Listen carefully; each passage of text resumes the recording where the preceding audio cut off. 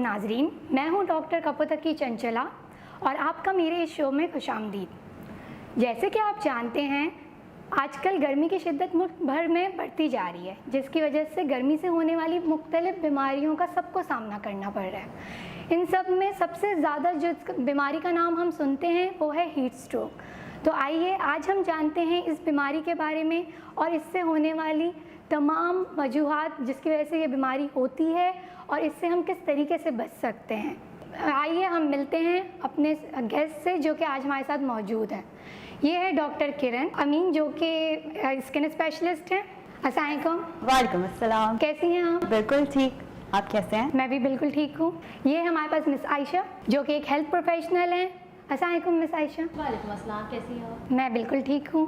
और ये है डॉक्टर फ़िज़ा कमर जो कि एक रजिस्टर्ड मेडिकल ऑफिसर है। कैसी हैं आप? मैं ठीक हूँ, अल्लाह का शुक्र। तो आइए आज हम शो का आगाज़ करते हैं। सबसे पहले डॉक्टर किरण, आप मुझे बताइए ये जो हीट स्ट्रोक है ये होता क्या है?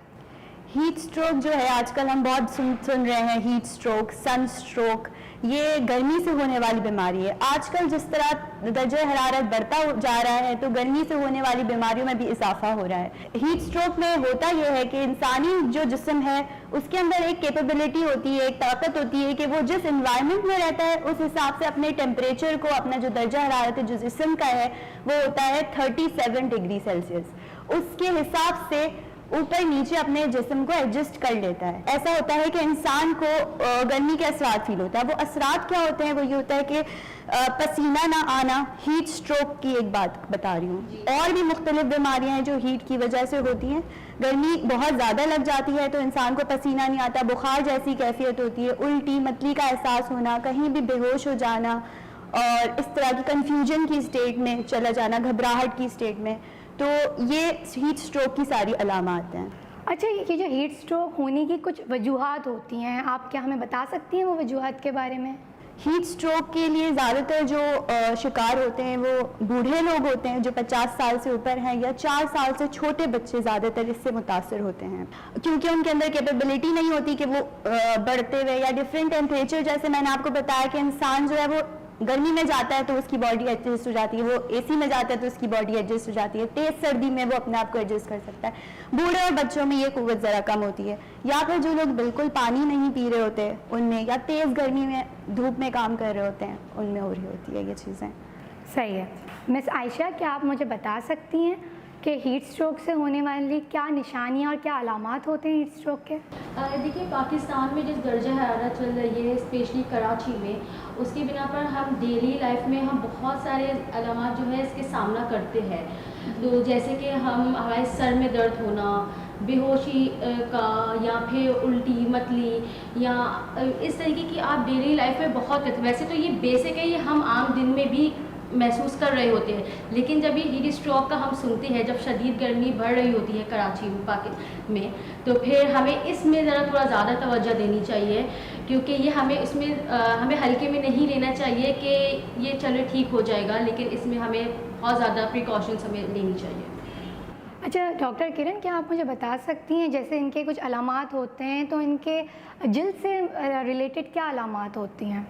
जिल्द से रिलेटेड हमें जो तेज़ गर्मी होती है तो बहुत सारी बीमारियां हैं जो हीट से, सिर्फ हीट स्ट्रोक को मैं भी एड्रेस करूँगी। हीट स्ट्रोक तो ये कि जब हीट वेव आती है तो 2-3 दिन तक गर्मी ज़्यादा रहती है, फिर नॉर्मल गर्मी। तो नॉर्मल गर्मी की बीमारियां भी हैं जो गर्मी की वजह से हो रही होती हैं, जैसे कि हमारे छोटे छोटे जो गर्मी दाने होते हैं बच्चों में ज़्यादा होते हैं, बड़ों में भी हो जाते हैं। फिर बढ़ती हुई फॉलिकुलाइटिस एक बीमारी है जो बाल के, जो आपका बाल होता है उसके अराउंड इन्फेक्शन हो जाता है, ठीक है, तो उसमें वो बहुत बढ़ रहा है बच्चों में, सर में हो जाता है, क्योंकि बालों के अंदर जो बीमारियां होती हैं हमारी, वो बढ़ती हुई गर्मी पसीने की वजह से। फिर नौजवानों में एक्नी का रुझान बढ़ जाता है कि उनको एक्नी फेस करनी पड़ती है क्योंकि पसीना ज़्यादा आ रहा होता है। और अगर इससे रिलेटेड बात करूं कि हीट स्ट्रोक और हीट रैश, तो हीट रैश सबसे बेसिक स्टार्ट है अगर तेज़ गर्मी का वो फेस कर रहे हैं। हीट रैश हो गया, फिर सन टैन हो गया, सनबर्न। तो इससे लोग किस तरीके से बच सकते हैं? क्या अप्लाई करना चाहिए उनको फेस पर?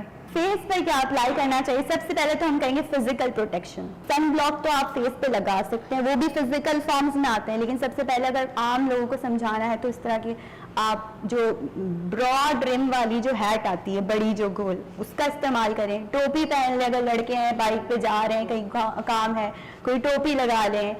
अम्ब्रेला यूज कर लें। जो अम्ब्रेला का तो खैर रुझान नहीं है, लेकिन आई थिंक आ जाना चाहिए, क्योंकि जिस हिसाब से गर्मी पड़ती है तो हमें वो एक पुराने स्टाइल की जो अम्ब्रेला लेकर निकलने वाला सिस्टम है ना, हमें उससे स्टार्ट कर लेना चाहिए, वो बड़ा अच्छा है। फिर केमिकल सनब्लॉक्स बड़े अच्छे अच्छे कंपनीज के बड़े नाम आ रहे हैं, तो वो डेफिनेटली यूज़ करें। पानी ज़्यादा पिएं, दिन में 8-10 ग्लास पिएं। शुक्रिया डॉक्टर किरण।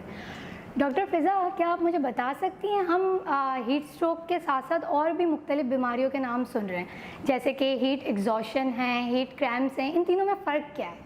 डॉक्टर कपूर, सबसे पहले तो हमें ये जानना ज़रूरी है कि ऐसा क्या हो गया है कि इन 5-6 सालों में गर्मी की शिद्दत इस कदर बढ़ गई है। शरह हम बात भी देख रहे हैं कि आहिस्ता आहिस्ता बढ़ती जा रही है इस शदीद गर्मी की वजह से। ना सिर्फ लोग बीमारियों में जो है मुब्तला होते हैं, बल्कि ज़्यादातर जो है लोग जो खासकर बूढ़े हैं, बच्चे हैं, वो मौत के मुंह में भी चले जाते हैं इस गर्मी की वजह से। तो ऐसा क्या हो रहा है, ये हमारी आवाम को जानना बहुत ज़रूरी है।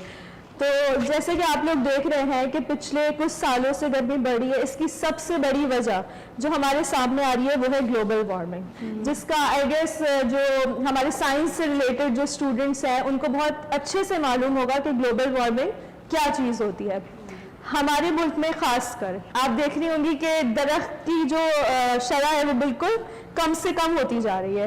दरख्त लगाना हमने छोड़ दी है, दरख्त काटने में इजाफा हो रहा है, डिफॉरेस्टेशन का नाम जो हम यूज़ करते हैं, ठीक है। तो दरख्त का बेसिकली काम ये होता है कि वो जो गर्मी की शिद्दत होती है उसे एब्जॉर्ब कर लेता है, ठीक है। जब दरख्त नहीं होंगे एनवायरनमेंट में तो गर्मी की शिद्दत बढ़ेगी। दूसरी बात, air pollution, water pollution, different किस्म की जो पॉल्यूशंस है, खास जिनमें सबसे खास है एयर पोल्यूशन। हमारे रेफ्रिजरेटर्स, हमारे एसी, हमारे व्हीकल्स, जितने कार्स हैं, ट्रक्स हैं, ये धुएं और ये सारी चीज़ें जो कार्बन डाइऑक्साइड बनाती हैं, वो सारी हमारी ओजोन लेयर को तबाह कर रही है। ओजोन लेयर क्या है? जो हमारी ज़मीन है उसके ऊपर एक प्रोटेक्शन लेयर है, उसको तबाह करिए। उसको तबाह करने से क्या होता है कि जो सूरज की शुआएं हैं वो डायरेक्टली ज़मीन पे पड़ती हैं। जब वो डायरेक्टली ज़मीन पे पड़ती हैं तो उससे गर्मी की शिद्दत बढ़ जाती है। अब गर्मी की शिद्दत जब बढ़ती है तो उससे डिफरेंट अलामात सामने आते हैं, जिसमें से हम हीट क्रैम्प का नाम सुनते हैं, हीट एग्जॉशन का नाम सुनते हैं, हीट स्ट्रोक का नाम सुनते हैं। हीट क्रैम्प्स जो है, समझ लें कि जो जब बॉडी का टेम्परेचर इंक्रीज होता है, हाइपरथर्मिया जिसे हम अपनी मेडिकल लैंग्वेज में कहते हैं, वो एक नॉर्मल चीज़ है कि हमें गर्मी लगी, हाइपरथर्मिया, हमारी बॉडी का टेम्परेचर रेज हो गया। हमारी बॉडी का नॉर्मल टेम्परेचर होता है 37 डिग्री सेंटीग्रेड, या नॉर्मली अगर फ़ारेनहाइट में देखें तो 98 फ़ारेनहाइट। तो अगर इससे बॉडी का टेम्परेचर रेज होता है 99, 100, 101, 102, 103, 104 तक भी पहुंचता है, तो ये टेम्परेचर बॉडी के लिए शदीद नुकसानदेह हो सकते हैं। ये हमारे तमाम बॉडी के सिस्टम्स को तबाह बर्बाद कर सकते हैं। बॉडी के डिफरेंट जो मैकेनिज्म है वो इससे इफेक्ट हो रहे हैं, ठीक है। हीट क्रैम्प्स, सबसे पहले जैसे मसल्स इफेक्ट हो रहे हैं, क्रैम्प्स मसल्स में होता है, यानी हमारे जो पट्टे हैं वो इससे मुतासर होते हैं। किस तरीके से कि उनमें दर्द होना शुरू हो जाएगा या वो स्टिफ होना शुरू हो जाएंगे, चलने फिरने की कुव्वत मुतासर होगी। आप देखें कि बहुत आम है ये सुनना, हमारे पास पेशेंट्स आते हैं हम क्लिनिक में कि डॉक्टर साहब बहुत सुस्ती आ रही है, नींद आ रही है, उठा नहीं जा रहा, काम नहीं हो रहा। तो ये तमाम चीज़ें उसमें शामिल होती हैं कि हीट की वजह से काम करना नहीं दिल कर रहा होता, और जो है मसल्स है उसमें भी वीकनेस हमें महसूस हो रही होती है। दूसरी चीज़ है हीट एग्जॉशन। हीट एग्जॉशन ये है कि जब बॉडी का टेम्परेचर बढ़ गया है और उसकी वजह से हमें अच्छा खासा पसीना हमारी बॉडी से निकल रहा है, जिसकी वजह से हमें हेडेक होता है। हेडेक यानी कि सर का दर्द जो है, पूरे दिन शिकायत रहती है कि सर में दर्द हो रहा है, सर में दर्द हो रहा है। बहुत सारी वजूहत अलग भी होती हैं सर में दर्द की वजह से, लेकिन मेजर जो अभी ज़ाहिर हीट स्ट्रोक और ये सब चल रहा है, तो उसकी वजह जो पूरे दिन अगर आपके सर में शदीद दर्द है तो उसकी एक वजह हीट एग्जॉशन हो सकता है। तो इसके लिए चाहिए कि दिन में ज़्यादा से ज़्यादा पानी का इस्तेमाल करें, ठंडी जगहों पे रहें, ताकि इस चीज़ से बचा जा सके। और नोजिया, वॉमिटिंग जो मिस आयशा ने भी अभी हमें अलामात बताए हैं, ये तमाम अलामात होते हैं। फिर इससे बढ़ जाता है अगर टेम्परेचर अगर 104 से क्रॉस कर जाए, तो फिर ये बॉडी के सारे फंक्शंस को कंप्लीटली रोक देता है और इसमें बेहोशी का चांस होता है। बेहोशी के बाद जो है पसीना आना ही रुक जाता है। देखिए, पसीना आना एक तरह से अच्छी चीज़ है। किस तरीके से कि जब बॉडी के अंदर हीट डेवलप होती है तो वो बॉडी हमारे रिस्पॉन्स में कि वो हीट बाहर निकले, तो उस अल्लाह ताला की तरफ से ये निज़ाम है कि पसीने के जरिए से हीट बाहर निकलती है। लेकिन जब पसीना कंप्लीटली तौर पे रुक जाता है तो वो बॉडी के सारे फंक्शंस को स्टॉप कर देता है, ब्रेन काम करना छोड़ देता है और अनकॉन्शियस हो जाता है। तो ऐसी कंडीशन में मेडिकल इमरजेंसी है, फॉरेन मेडिकल हॉस्पिटल में लैंड करना चाहिए। तो ये अवेयरनेस लोगों को हमारे होनी चाहिए इस बारे में। अच्छा डॉक्टर फिज़ा, आप मुझे ये बताएं कि इन तीनों में आपने तो काफ़ी फ़र्क बता दिया है, लेकिन कौन सा ऐसा एक फ़र्क है जिसको सुनकर लोग ये बता सकते हैं कि अभी इनको हीट स्ट्रोक हो गया या इनको हीट एग्जॉशन हो गया है? कोई ऐसा फ़र्क है? बिल्कुल, जैसे पसीना ना आना ये हीट स्ट्रोक है, या सर में दर्द इतना शदीद हो जाए कि उससे चक्कर आने लगे या बेहोशी होने लगे, तो इस वक्त आप समझ लें कि ये मेडिकल इमरजेंसी है और फौरन आपको किसी नियर बाय हॉस्पिटल की तरफ रश करना है। ठीक है। और डॉक्टर किरण, क्या आप हमारी नाज़रीन को बता सकती हैं कि सबसे ज़्यादा लोगों को खतरा किन लोगों को है हीट स्ट्रोक से? जैसे कि मैंने बताया कि सबसे ज़्यादा ख़तरा बच्चों और बूढ़ों में है। बूढ़े 50 साल से बड़े उम्र के जो लोग होते हैं उनमें ज़्यादा ख़तरा है। और इसके अलावा जो पूरा दिन गर्मी में काम करते हैं, हमारे मज़दूर तबका है, हमारे लोग जो सुबह से शाम तक निकलते हैं धूप में, तो उनको ज़्यादा ख़तरा है। और जिन लोगों का पानी का इंटेक कम है, जो पानी कम पीते हैं और अगर तेज़ गर्मी में निकल जाएं तो उनको ज़्यादा ख़तरा है। अच्छा, लोगों को कब चाहिए कि वो हॉस्पिटल की तरफ रुख करें? जैसे उन्होंने डॉक्टर फिज़ा ने अभी हमें बहुत डिटेल में बताया कि जब इमरजेंसी सिचुएशन क्या होगी कि हीट स्ट्रोक वाली सिचुएशन अगर हो गई है, यानी कि पसीना नहीं आ रहा, सर में बहुत तेज़ दर्द हो रहा है, चक्कर आ रहे हैं, उल्टी हो रही है और कंफ्यूजन की स्टेट में चला गया है पेशेंट, यानी कि उसको समझ नहीं आ रहा माहौल में आसपास हो क्या रहा है और अचानक से बेहोशी की तरफ चला गया है, तो ये फौरी इक़दाम हमें उठाना चाहिए कि हमें उसे इमरजेंसी की तरफ लेकर जाना चाहिए। और मीनवाइल जब तक वो पेशेंट आपके पास है, इमरजेंसी तक आप उसको नहीं ले जा पा रहे, तो आपने क्या इकदाम करने कि आपने सबसे पहले उसके जितने कपड़े हैं उनको हटाने की कोशिश करनी है। ठीक है, उसको किसी अच्छे कूल एनवायरनमेंट में, ठंडे एनवायरनमेंट में उसको लेकर जाना है, ठंडक में जहाँ पे पंखा हो, और उसके बाद जितना आप उस पर ठंडा पानी डाल सकते हैं आपने उनके ठंडा पानी डालना है। अगर हो सके तो बर्फ़ जो होती है उसको पैक करके, मतलब डायरेक्ट बर्फ़ नहीं लगानी, बर्फ़ को पैक करके किसी तरीके से उनकी बगलों में, गर्दन में, जहाँ जहाँ बॉडी फोल्ड होती है, जैसे कि मेरा फोल्ड है, जहाँ जहाँ बॉडी फोल्ड होती है वो सबसे ज़्यादा आपके गर्म हिस्से होते हैं। गर्म हिस्से होते हैं तो वहाँ पे खून का दौरानिया ज़्यादा होता है, तो उसको ठंडा करने के लिए आप जो है वो बर्फ़ के पैक्स किसी चीज़ में फोल्ड करके या तो मुस्तकिल ठंडा पानी डालें उस पर। ठंडा के मराद ये नहीं कि बर्फ़ वाला ठंडा, कूल वाटर, ठीक है, कूल मतलब कि दरमियाना ठंडा पानी। और फिर उसके बाद आपने पैनाडोल और पैरासीटामोल, जो भी हमारी पैरासीटामोल और एस्प्रिन वगैरह हैं, वो आपने नहीं देना है। ये बात याद रखनी है कि इस तरह की सूरत हाल में किसी भी तरह की दवाई को अपनी मर्जी से नहीं लेना है, क्योंकि इसके असरात जो है वो ख़तरनाक हो सकते हैं। और इसके अलावा फिर आप उन्हें फ़ौरन शिफ्ट करें। पानी अगर वो हीट एग्जॉशन के फेज़ में है, यानी कि उसको पसीना आ रहा है लेकिन वो आहिस्ता आहिस्ता अपना सेंसेस लूज कर रहा है, बेहोशी की तरफ जा रहा है और वो पानी पी सकता है मुंह से, तो आप उसे कोशिश करें कि पानी पिलाएं। ORS बना के दे सकते हैं, पानी दे सकते हैं, जूसेस दे सकते हैं। हाँ, लेकिन अगर आप हाइपरटेंसिव हैं, यानी कि आपको ब्लड प्रेशर रहता है, तो आपने ORS का इस्तेमाल नहीं करना है, यानी कोई और जूस ले लेना है। मिस आयशा, क्या आप हमारी नाज़रीन को बता सकती हैं कि इलाज क्या है हीट स्ट्रोक का? अच्छा, मैं डॉक्टर किरण की बात को बिल्कुल कंटिन्यू आगे ये करना चाहती हूँ कि ये हमारी बहुत अलार्मिंग सिचुएशन होती है जब हम देख रहे होते हैं कि हमारा टेम्परेचर इस दर्जे हरारत जो हमारा चल रहा है, अगर इसमें हमारा टेम्परेचर बहुत इंक्रीज़ कर रहा हो, तो प्लीज़ मैं सबको ये सजेस्ट करूँगी कि खुद घर में इसका इलाज ना करें, आप डॉक्टर के पास जाए, क्या पता आपको हीट स्ट्रोक हो। और मैं उन सब से कहूँगी जो बाइक्स चलाते हैं तो उनको ज़्यादा एहतियात की ज़रूरत है, वो अपने साथ गीला तौलिया ज़रूर लेकर निकले। और अब तो अल्हम्दुलिल्लाह अब तो लोगों के अंदर इतनी अवेयरनेस आ चुकी है। पहले तो जैसे कि 4 साल पहले हमने देखा था जो मतलब हीट स्ट्रोक की स्टार्टिंग थी, जब हमें पता भी नहीं था कि हीट स्ट्रोक क्या होता है, सही समय पता भी नहीं था। तो जब अब लोगों को बहुत अवेयरनेस आ गई है, जब हमने कितना एक्सपीरियंस करा था, कितने लोगों की अमवात हमने एक्सपीरियंस करी थी, अपने अपनों को जाते हुए, प्यारों को जाते हुए देखा था, तो अब बच्चों को इसका पता है कि ये क्या है हीट स्ट्रोक। तो अब सब बहुत एक्शन ले रहे, कोई एक्शन लिया जा रहा है इसमें। मिस आयशा, काइंडली अब हमारे नाजरीन को ये बता दीजिए के एहतियाती इक़दामात क्या की जा सकती है हीट स्ट्रोक के सूरत देखिए, में? सबसे पहले तो मैं ये कहती हूँ, इस जो ये दर्जा हरारत चल रहा है, इसमें आप जो है ना गर्म मशरूबात से बिल्कुल परहेज़ करें और ठंडे मशरूबात का जो है ना ज़्यादा से ज़्यादा अपनी लाइफ में जो है ना इजाफा कर दे इस उसमें। और अपने आप को बिल्कुल बाहर जाए बिल्कुल ढक के रखिए, उसमें अपने आप को बहुत ज़्यादा इसमें ख्याल रखने की ज़रूरत है। अब डॉक्टर किरण ने बात की, मैं उसको आगे कंटिन्यू करना चाहती हूँ कि हमें बिल्कुल क्विक एक्शन लेना चाहिए जब आप देख रहे हैं कि आपका टेम्परेचर इंक्रीज़ कर रहा है।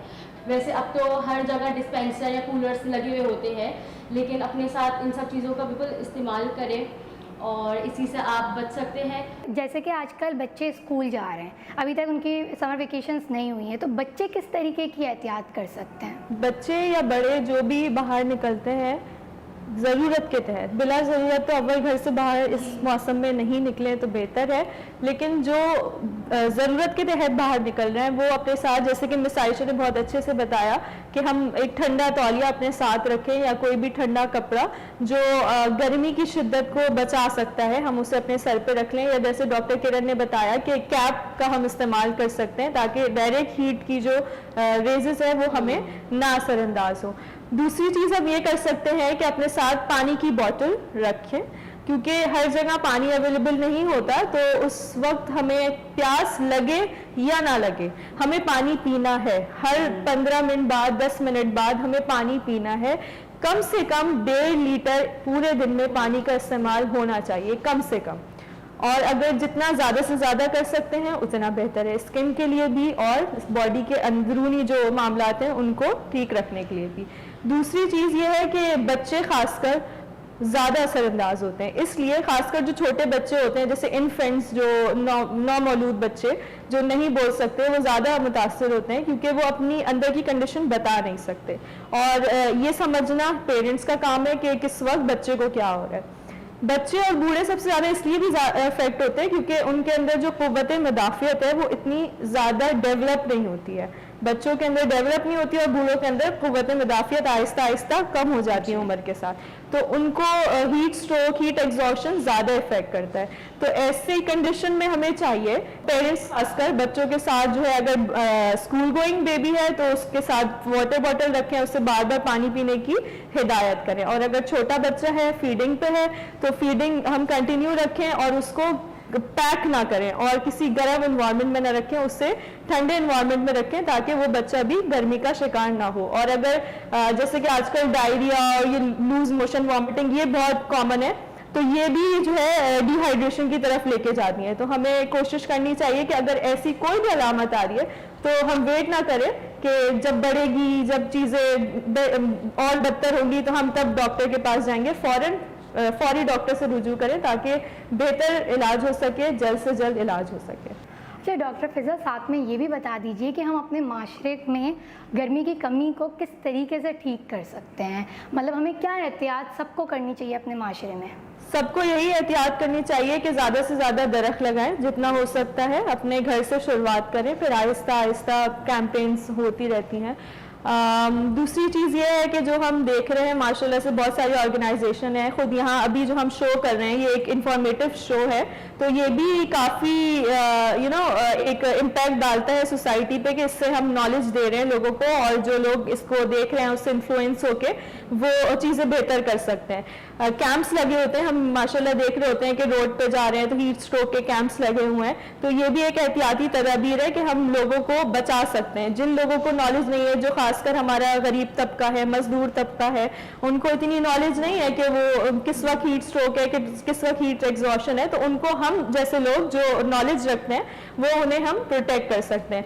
और बाकी चीज़ें जो डेली लाइफ की डॉक्टर किरण और मिस आयशा ने बताई हैं वो हम फॉलो कर सकते हैं। आप सबके ताउन का बहुत बहुत शुक्रिया doctor Kiran, miss Ayesha and doctor Fiza, आप सबके यहाँ पर शो में आने का बहुत बहुत शुक्रिया।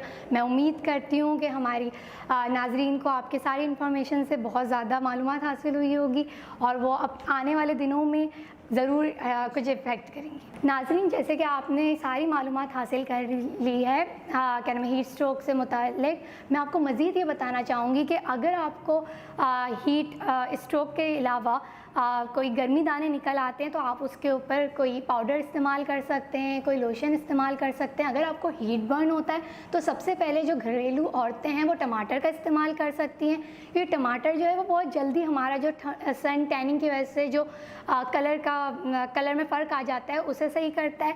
उसके साथ साथ अगर आपको हीट क्रैम्प्स या हीट एग्जॉशन जैसी बीमारियां हो रही है तो आपको चाहिए कि आप बाहर ज़्यादा ना जाएं, उसके साथ साथ आप घर में रहें, आग के पास ज़्यादा इस्तेमाल ना करें।